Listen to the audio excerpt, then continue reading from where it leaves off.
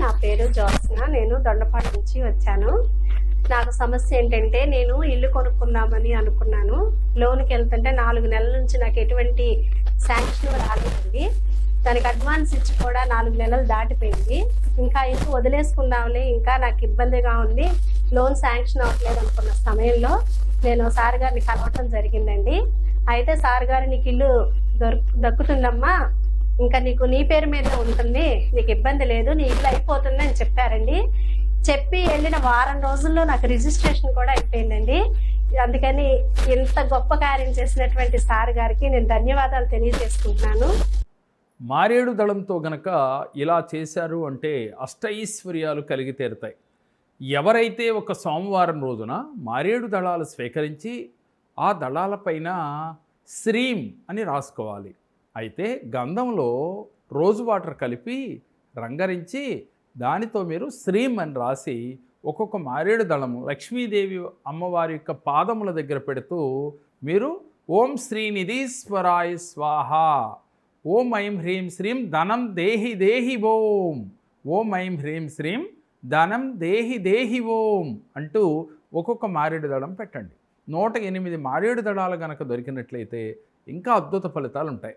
మీరు ఈ 108 మారేడు దళాలను తీసుకుని చక్కగా శ్రీం రాసుకుని అమ్మవారి పాదముల దగ్గర ఒక్కొక్క దళం పెడుతూ ఈ మంత్రాన్ని చదువుతూ సంకల్పం ఇలా చేసుకోండి. మీరు చేస్తున్న వృత్తి ఉద్యోగ వ్యాపారాలలో ఆర్థికంగా అభివృద్ధి చెందినట్టు. మీరు ముందుగానే ఈ పూజ చేయటానికి ముందుగానే ఒక ఎల్లో కలర్ పేపర్ పైన మీరు గ్రీన్ పెన్నుతో ఇలా రాసుకోండి. నేను సంవత్సరానికి ఇంత ఆదాయాన్ని నాకు కావాలి కాబట్టి అది ఇచ్చినందుకు యూనివర్స్కి కృతజ్ఞతలు, అలాగే పంచభూతాలకి కృతజ్ఞతలు, అమ్మవారికి లక్ష్మీదేవి అనుగ్రహం నాకు కలిగినందుకు లక్ష్మీదేవి అమ్మవారికి కృతజ్ఞతలు అని సంకల్పం చేసుకోండి.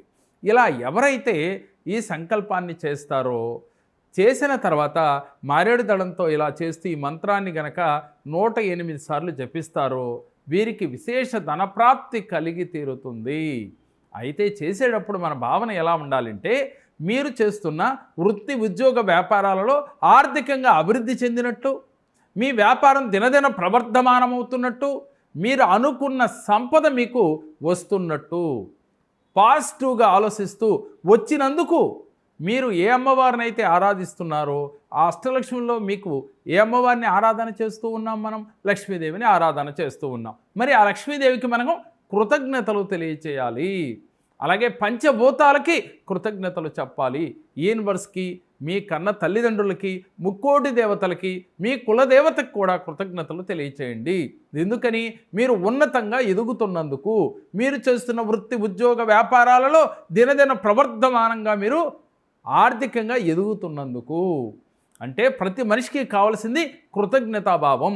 ఒక పూజ చేసినా, ఒక హోమం చేసినా, ఒక మంత్రం చదివినా మనకి లాభం వచ్చింది, ఫలితం వచ్చింది అని ఫీల్ అవుతూ, అలాగే ఆ ఫలితం వచ్చినందుకు కృతజ్ఞతలు తెలియచేస్తూ ప్రతి నిత్యము గనక మీరు ఇది ఆచరిస్తూ ఉన్నట్లయితే ఏ పూజ చేసినా మీరు కోరుకున్నది మీ దగ్గరికి వచ్చి తీరుతుంది. ఉదాహరణకి ఒక సోమవారం రోజున మొదలుపెట్టి 11 రోజుల నుంచి 21 రోజులు కనీసం మీరు గనక చేసి చూడండి, దాని ఫలితం ఎంతటి అద్భుతంగా ఉంటుందో.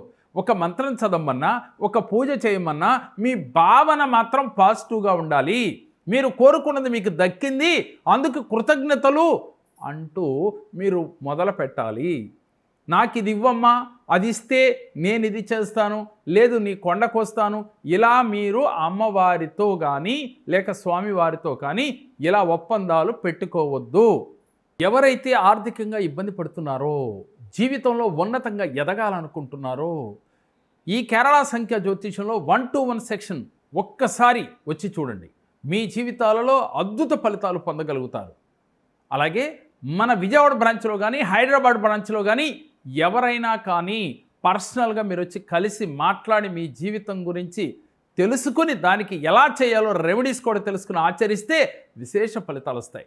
దీనితో పాటుగా ఆన్లైన్ అపాయింట్మెంట్స్ కూడా ఉన్నాయి, ఆన్లైన్ క్లాసులు కూడా జరుగుతూ ఉన్నాయి. మీకు ఏది ఇంట్రెస్ట్ ఉంటే దానిలో ఒక్కసారి మీరు గనక జాయిన్ అయితే మీ జీవితంలో ఏ సమస్యతో అయితే బాధపడుతున్నారో దాని నుంచి ఈజీగా మీరు బయటపడగలుగుతారు. సహజంగా మనిషికి ఉన్నది ఏమిటి అని అంటే ఏదో ఒక సమస్యతో బాధపడుతూ ఉండటమే. కానీ సమస్యలే లేకుండా ఉండాలి అంటే దాన్ని ఎలా ఉండాలి నిత్య జీవితంలో మనం ఎదగాలి అనుకోవటం కాదు, ఎదగటానికి మనలో ఉన్న ఇబ్బందులు ఏమిటి, ఏమి చేస్తే మన జీవితంలో ఉన్నతంగా ఎదగలుగుతాం అనేది ఒక్కసారి కేరళ సంఖ్యా జ్యోతిషాన్ని సందర్శిస్తే మీకు దాని వివరాలు తెలియచేస్తాం. మీరు గనక ఆచరిస్తే మీ జీవితంలో ఆర్థికంగా కావచ్చు, మనశ్శాంతిగా ఏది కోరుకుంటేది మీకు దక్కి తీరుతుంది.